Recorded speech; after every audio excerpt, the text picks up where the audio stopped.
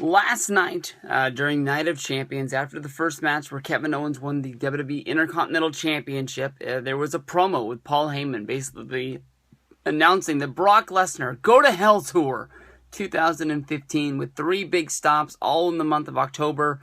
Brock Lesnar is going to be highlighting, he'll probably be headlining, the WWE Madison Square Garden show of Brock Lesnar going one-on-one against Big Show in the home of Survivor Series 2002, where Big Show shocked the world by beating Brock Lesnar and taking the World Heavyweight Championship away from him way back when. But there's also going to be that, the Stone Cold Steve Austin podcast, as well as good old Hell in the Cell 2015. Very surprised by this. Undertaker versus Brock Lesnar in the main event inside of the steel structure, the Hell in the Cell. This is going to be fun. This is going to be awesome.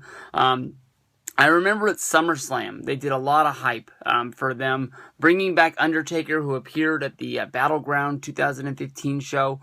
Brock Lesnar against Seth Rollins. When Brock had the match in hand and was about to win the championship, Undertaker, rang the gong and then basically got into the ring, giving Brock Lesnar a shot to the nuts and a tombstone, laying him out, laying there in the middle of the ring, setting up SummerSlam.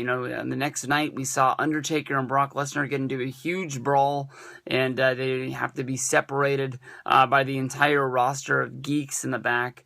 Everybody trying to, get on TV, basically. But they go to SummerSlam. One thing leads to another. Undertaker wins the match, but by, the viewer's eye, we can all tell that Brock Lesnar was supposed to be the real winner of this match. Undertaker did tap out. The timekeeper, bellkeeper, rang the bell because he saw Undertaker tapping out. The referee was out of position and did not see the tap.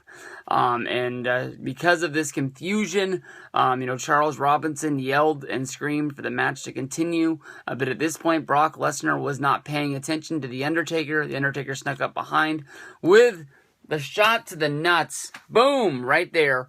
And Undertaker was able to get the victory 1-2-3 over Brock Lesnar. Paul Heyman yelled and screamed on the microphone all he could about the still still undefeated, because they're putting over the fact that Brock hadn't lost in 2.5 years since WrestleMania 29, losing to Triple H. But this was good. This was fun.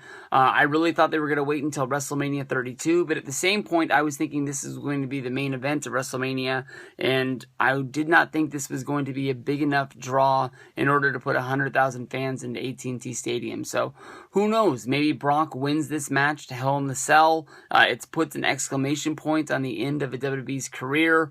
It certainly does hype up October. If only they can find a way to put some life into December. I've never really been a fan of WWE in the month of December for the TLC pay-per-view. I just, between Christmas and Thanksgiving, I just get too packed up with work, and it just doesn't work for me. But I don't know. Brock wins at Hell in the Cell. Then does Undertaker come crawling back trying to get another match at WrestleMania 32? Or do these guys just go in completely separate directions? And we see Undertaker in a separate match, or maybe we get Undertaker going into the Hall of Fame, and Brock has a separate guy. Maybe he's in the WWE Championship picture again. He's not the champion, so maybe he'll be a piece of the Royal Rumble, and maybe he'll actually win it and be the number one contender going into WrestleMania.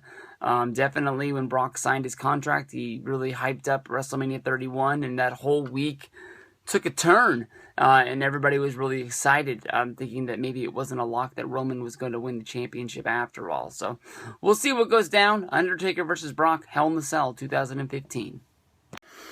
Brock Lesnar's Go to Hell tour concludes at Hell in the Cell 2015. A real big surprise match capping off Brocktober on the WWE Network, with Brock Lesnar fighting Big Show on the WWE Network on the Madison Square Garden show. Brock Lesnar appearing last night on the Stone Cold Steve Austin show on the WWE Network after Monday Night Raw. And then, of course, main eventing Hell in the Cell against Undertaker in a rematch from SummerSlam inside of Hell in the Cell.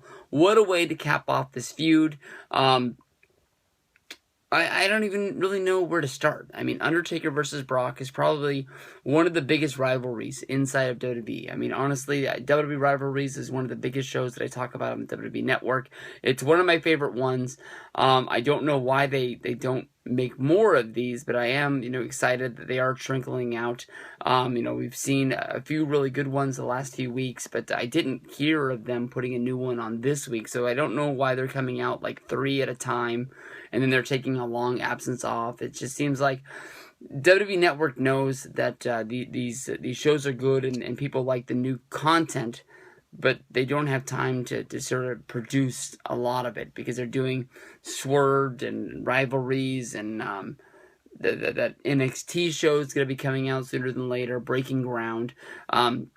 I don't know. Honestly, to me, I love the WWE Network. I don't like to talk a lot of crap about it. I've been thinking about doing like an in-depth review all this time later about it. But I just don't. There's things about it that I don't like, and that's basically just what I want to get off my chest. But when you talk about you're paying $10 a month, you're getting. Like this month, we're getting 2 specials, that being the Hell in the Cell pay-per-view. We're getting that Madison Square Garden house show, the Stone Cold Steve Austin show. Being able to go in and watch pretty much any match over the history of WWE. If you wanted to watch any of the Hell in the Cell matches, you basically go to the search feature, you type in Hell in the Cell, or you type in the matchup that you want to see, and you're watching the match before you can even snap your fingers. And you go back, I mean, this feud, they talk about it like it started at WrestleMania 30, but this feud actually started in 2002 when Brock Lesnar was coming in and being a force, taking over WWE even in his rookie year. Going in, winning the championship from The Rock at SummerSlam, and then immediately it was The Undertaker stepping up to Brock Lesnar, basically saying that, he was too big for his britches, he was coming into the yard too fast, and it was time that somebody came up and they humbled him. And Undertaker and him wrestled a match at Unforgiven, which ended with a disqualification by basically the referee trying to make a break and nobody wanting to break it up. A pretty weak finish, but they brawled all the way to the back before Brock Lesnar would grab. No, it was Undertaker grabbed Brock Lesnar and threw him through the Unforgiven pay-per-view entrance, which was like the big Unforgiven, words that were all set up. And it was a pretty big effect to see him go flying, basically into the backstage area through the set. Very, very cool. From there, they battled in a Hell in the Cell match. At this match, they beat the piss out of each other. It was a real blood brawl. I mean, both of these guys got split open, and this one, Brock Lesnar went over on The Undertaker. He picked him up for a big F5, and he sort of walked all the way around the ring like it was King Kong. And then once the match was over and he exited the cell, he climbed all the way to the top with the WWE Championship, and he held it up over his head to sort of signify that he was the biggest, baddest man on the planet. He beat Undertaker in his own match in the Devil's Playground there at the Hell in the Cell, and he was the man. A year later, these guys would cross paths again in a what was it, like a biker's chain on a pole match or some crazy crap like that. This match, honestly, might be the most, like, let's forget this match ever happened. I can't even remember the name of what this show was on. It might have been on No Way Out or something like that, but those first 2 matches were great. You get to see these guys, really beat the hell out of each other, but it's not really a great match because something's on a pole, and I think that honestly, anytime anything's on a pole in a wrestling match, it's not going to be that good. But these guys crossed their paths as Brock Lesnar challenges Undertaker WrestleMania 30, shocks the world by beating the streak. From there, even though the Undertaker wrestled at WrestleMania 31 against Bray Wyatt, he would show up and cost Brock Lesnar a chance at the WWE Championship to try and change the course of history. Basically, taking a match at SummerSlam, trying to erase the victory at WrestleMania. I know that year they were trying to make SummerSlam out to be the new WrestleMania, with it being in Barclays Center and then also having NXT as well as Monday Night Raw, making it a 3-day weekend for wrestling fans to take over Brooklyn and New York. But to me, honestly, beating someone at SummerSlam doesn't make up for ending a 23-year, 21-win streak of, being able to win at WrestleMania. I honestly thought each and every year that the WrestleMania streak from Undertaker didn't mean as much to me as it did to a lot of other people. I think that honestly it didn't make a lot of sense to me that Undertaker was able to turn it on the biggest stage of them all and make sure that he got the win at WrestleMania when, year after year at SummerSlam, Undertaker would lose. Year after year at Royal Rumble, Undertaker would lose. Why did it matter for him so much to win at WrestleMania? Why couldn't his character just be somebody like Goldberg, where he just made sure he never lost? It just doesn't make sense to me. Whatever Undertaker was able to flip a switch and be able to turn it on and become this bigger than larger than life persona at WrestleMania, why couldn't he do that every night and use the power of the urn or whatever the heck he was going to do? SummerSlam came and Brock Lesnar, to me, honestly got the win. The referee, Charles Robinson, awarded the match to The Undertaker after not seeing Undertaker tap out. This was a big story that not that many people are really talking about, is the fact that Undertaker tapped out in a match for the first time, even though it wasn't seen and it wasn't recognized.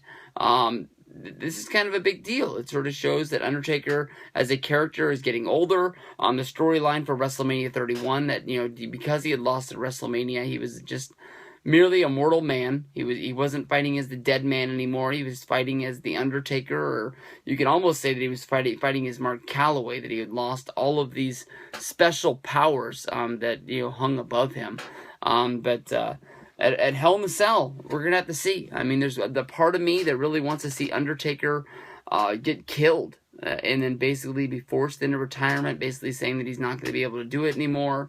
And then Undertaker becomes the WrestleMania Hall of Famer. But to me, honestly, if you wrestle all the way up until this point, why not hold on and have a match against WrestleMania? But then at WrestleMania, who do you use against Undertaker? Bray Wyatt was kryptonite. I know that they have this sort of thing where they like to, do rematches, but it's not like anybody's really clamoring for another Bray Wyatt versus Undertaker match. We saw the 2 matches against Michaels. We saw the 2 matches against Triple H. Those were freaking awesome. But I wouldn't be surprised if there's some sort of a screwy finish in this one.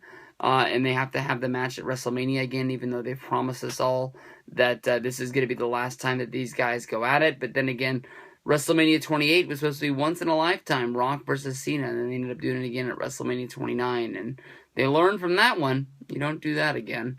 And then again, if Undertaker wins, what do you do with Brock? I think Brock would have to win the Rumble in order to get really heated up for WrestleMania again, because people really get excited for it. So we'll see. I mean, that's going to be the Hell in the Cell pay-per-view coming up. My pick for this match is I'm going to pick Brock. I just think that's the easiest pick for everybody. So we'll see. I'm going to have a ton of fun at NXT on Saturday and Sunday. Once I get home, I'll watch the show. And as always, I'll have the reviews up for you guys. Peace out, everybody.